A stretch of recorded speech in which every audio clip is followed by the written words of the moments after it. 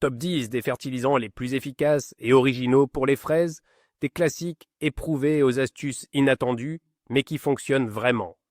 Qu'est-ce qui marche vraiment et qu'est-ce qui n'est qu'un mythe tiré d'Internet? Tu savais que même de la simple cendre peut rendre tes fraises douces comme les souvenirs d'enfance, ou qu'une seule erreur dans la fertilisation peut te laisser sans récolte du tout?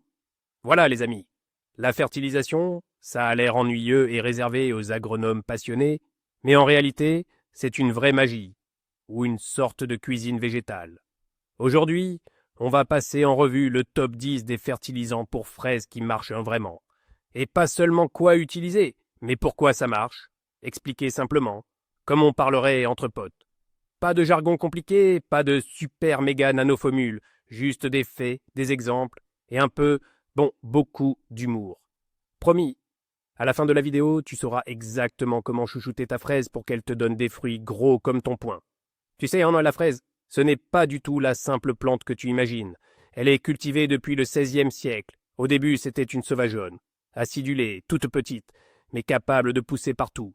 Mais les humains ont vite compris qu'en prenant soin d'elle, en la fertilisant bien et en ne paraissant pas trop, on peut obtenir non pas simplement des fruits, mais une véritable montagne de fraises, parfaite pour les gâteaux, pour croquer directement ou pour faire des confitures. Maintenant, avec les fertilisants, c'est toute une science. Nos ancêtres mettaient sous les plants de la cendre, du fumier, du compost, des décoctions de plantes, tout ce qu'ils trouvaient à portée de main. Aujourd'hui, l'offre d'engrais est plus grande que le nombre de séries sur Netflix. Et franchement, on peut vite s'y perdre. Alors que la fraise, elle, est une vraie diva. Elle ne se laisse pas convaincre par n'importe qui. Bon, clarifions ça. Fertiliser, ce n'est pas juste nourrir, c'est donner à la plante ce dont elle a vraiment besoin. Les engrais se divisent en organique, tout ce qui a vécu avant, compost, cendre fumier, minéral, les pilules des plantes, azote, phosphore, potassium et tout l'alphabet chimique. En plus, il y a la fertilisation racinaire. On verse au pied du plant un genre de soupe pour les racines, la fertilisation foliaire. On pulvérise sur les feuilles comme des vitamines en spray. Il faut comprendre qu'à chaque étape de croissance, la fraise a ses besoins. Au printemps, azote pendant la floraison, phosphore quand elle donne des fruits, potassium. En gros, elle suit son régime et toi, tu es son diététicien perso. 1. La cendre, un trésor bienfaisant. Ce n'est pas un simple déchet de la cheminée, mais un véritable trésor pour votre potager. La cendre de bois contient du potassium, du calcium et du phosphore. Elle aide les fraisiers à renforcer leurs racines, à fleurir plus rapidement et à rendre les fruits plus sucrés. Comment l'utiliser? Il y a 2 méthodes. La première consiste à saupoudrer une cuillère à soupe de cendre sèche au pied de chaque plante, puis à arroser. La seconde, c'est de préparer une décoction. Un verre de cendre pour 10 litres d'eau, laisser reposer 24 heures, puis arroser directement au pied des fraisiers. Quand l'appliquer? Au printemps, avant la floraison et au moment où les fruits commencent à se former. Important, ne mélangez jamais la cendre avec des engrais azotés. Tous les bienfaits disparaîtront et la plante ne recevra pas les éléments dont elle a besoin. 2. La peau de banane. Un dessert riche en potassium, HNL, la peau de banane est une source accessible et puissante de potassium, magnésium et calcium. Ces éléments sont essentiels pour que les fraisiers puissent bien s'enraciner, développer leurs fruits et renforcer leur immunité. N. Comment l'utiliser? NLA première option consiste à faire sécher la peau, la moudre dans un moulin à café, puis saupoudrer cette poudre sur le sol. La deuxième méthode est de préparer une infusion. On fait tremper la peau dans de l'eau tiède pendant 2 à 3 jours, puis on arrose les pieds de fraisier avec ce mélange .NaZN quand l'appliquer. Pendant la formation des boutons floraux et au début de la fructification. Cela aide les fraisiers à produire des fruits plus gros et plus sucrés. Point important.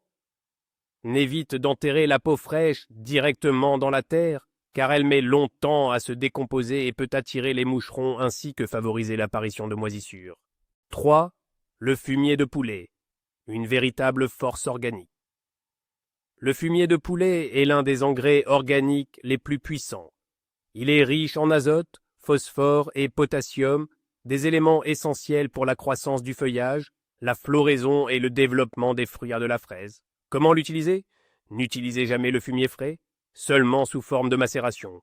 Prenez 1 litre de fumier, diluez-le dans 10 litres d'eau et laissez infuser pendant 3 à 4 jours. Ensuite, diluez ce concentré au ratio 1:10 et arrosez directement au pied des plants. Quand on l'appliquer? Uniquement au printemps, avant le début de la floraison. Après, mieux vaut éviter, car cela pourrait brûler les racines et provoquer une croissance excessive du feuillage au détriment des fruits. Important, ne jamais dépasser les doses recommandées. C'est un engrais très puissant, mieux vaut en mettre un peu moins que trop. 4. L'infusion d'ortie, un énergisant naturel. L'ortie n'est pas qu'une simple mauvaise herbe. C'est une source précieuse d'azote, de micronutriments et de phytohormones. L'infusion d'ortie stimule la croissance des plantes et renforce leur résistance. Comment l'utiliser? Prenez de l'ortie fraîche, sans racines, coupez-la, mettez-la dans un tonneau ou un seau avec de l'eau, couvrez et laissez reposer 1 semaine. Vous obtiendrez un liquide à l'odeur forte, c'est prêt. Diluez-le ensuite à raison d'un volume pour 10 d'eau, puis arrosez le pied des plantes ou pulvérisez sur les feuilles. Quand l'appliquer, au printemps et jusqu'à la mi-été, durant la période de croissance active. Attention, ne l'utilisez pas après le début de la fructification. Un excès d'azote peut retarder la maturation des fruits. 5. La levure, nutrition et stimulation de la croissance. La levure ne sert pas seulement à faire des pâtisseries. Au jardin, elle agit comme un stimulant pour la formation des racines. De plus, elle active les micro-organismes bénéfiques dans le sol. Comment l'utiliser? Dissolvez 100 g de levure fraîche dans 10 litres d'eau tiède. Ajoutez 1 cuillère à soupe de sucre. Laissez reposer quelques heures. Ensuite, diluez à nouveau ce mélange, une partie pour 5 parts d'eau, puis arrosez au pied des arbustes. Quand l'appliquer? Au début du printemps, juste après la plantation et au début de la croissance. Important, après l'apport de levure, il est nécessaire d'ajouter de la cendre ou du calcium. Sinon, le sol s'appauvrira et les fraisiers manqueront de potassium. 6. L'iode, la trousse de secours pour les fraisiers. L'iode n'est pas seulement un antiseptique pour les blessures, c'est aussi un excellent remède pour prévenir les maladies fongiques chez les fraisiers. En plus, il stimule le métabolisme de la plante et favorise sa croissance. Comment l'utiliser? Diluez 5 gouttes d'iode de pharmacie dans 10 litres d'eau. Vous pouvez arroser les pieds ou pulvériser les feuilles avec cette solution. Quand l'appliquer? Au début du printemps pour prévenir les maladies, puis juste avant la floraison et après la récolte. Attention, ne pas en abuser. L'iode est toxique en trop grande quantité pour les plantes. Une application par mois maximum suffit. 7. L'acide borique. Un coup de pouce pour vos baies? L'acide borique améliore la pollinisation, accélère la formation des fruits et rend les baies plus grosses et sucrées. C'est particulièrement utile pendant la période de floraison. Comment l'utiliser? Dissolvez un sachet d'1 g d'acide borique dans 10 litres d'eau tiède. Mélangez bien la solution et pulvérisez-la sur les feuilles. Quand l'appliquer? Pendant le stade de bouton floral et de floraison. Attention, ne pas utiliser plus de 2 fois par saison pour éviter tout risque de toxicité pour la plante. 8. Infusion de pelures d'oignon, protection et nutrition. Les pelures d'oignon sont riches en oligo-éléments et agissent comme un insecticide naturel. Cette infusion renforce les plantes et repousse les parasites. Comment l'utiliser? Versez une grosse poignée de pelure dans 1 litre d'eau bouillante. Laissez infuser pendant 12 heures, filtrez puis diluez dans 10 litres d'eau. Utilisez pour arroser et pulvériser les plantes. Quand l'appliquer? Au printemps et au début de l'été. Vous pouvez aussi l'employer en prévention toutes les 2 à 3 semaines. Attention, ne conservez pas l'infusion plus de 2 jours, elle perd alors ses effets. 9. L'herbe fermentée, un engrais vert polyvalent. La macération d'herbes fraîchement coupées est riche en azote, potassium et oligo-éléments. C'est un produit naturel qui peut remplacer presque tous les engrais organiques. Comment l'utiliser? Remplissez à moitié un seau ou un tonneau avec de l'herbe, ajoutez de l'eau, puis laissez fermenter au soleil pendant 5 à 7 jours. Dès que la fermentation commence, le mélange est prêt. Diluez-le ensuite à raison d'une part pour 10 d'eau et arrosez vos plants. Quand l'appliquer? De la phase de croissance jusqu'au milieu de l'été, une fois par semaine. Attention, ne pas utiliser la nuit ni par temps couvert. L'humidité élevée favorise le développement de champignons. 10. Les engrais minéraux. La trousse de secours du jardinier. Les engrais minéraux complexes sont un concentré de tous les éléments essentiels. Ils sont particulièrement efficaces en cas de carence ou par temps défavorable. Comment les utiliser? Choisissez un engrais étiqueté fraise ou fruits rouges. Diluez-le selon les instructions, généralement 1 à 2 cuillères à soupe pour 10 litres d'eau. Arrosez directement à la base des plantes. Quand les appliquer? Avant la floraison et après la première récolte.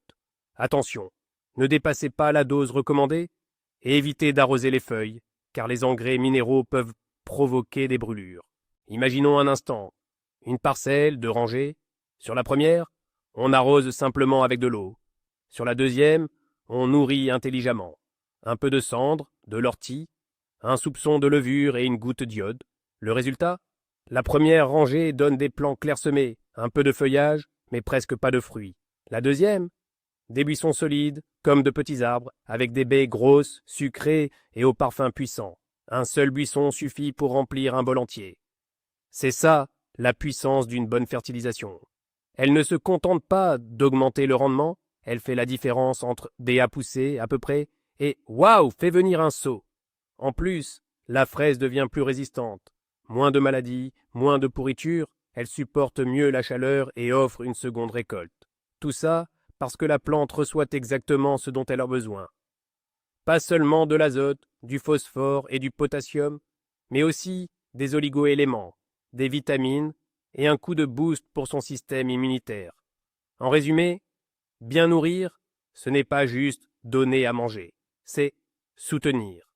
Comme pour nous. Plus la nourriture est de qualité, plus le corps est fort. La fraise ne fait pas exception. Voilà ce que ça donne. Apporter des engrais, ce n'est pas de la magie, c'est un soin réfléchi. Si tu donnes à ta fraise ce dont elle a besoin, elle te remerciera largement avec des fruits juteux, parfumés et sucrés. Pas juste quelques pièces pour une salade, mais assez pour faire de la confiture, inviter les voisins et partager ta récolte. Pas besoin d'acheter des engrais hors de prix. Tout est à portée de main. La cendre de la cheminée, l'ortie du jardin, la peau de banane du petit déjeuner, un peu d'iode dans la trousse à pharmacie. L'essentiel, c'est de savoir pourquoi et quand tu donnes ça. Et si tu veux que ta fraise batte des records chaque année, garde cette vidéo, reviens la voir au printemps et n'oublie pas de liker. Abonne-toi si tu aimes quand ton jardin est géré avec méthode, sans prise de tête. Dis-moi en commentaire quels engrais tu as déjà essayé et quel a été le résultat. Ou peut-être as-tu ta recette secrète? Partage, la communauté te dira merci. Et souviens-toi, jardiner peut être simple. L'important, c'est de savoir comment bien nourrir ta terre.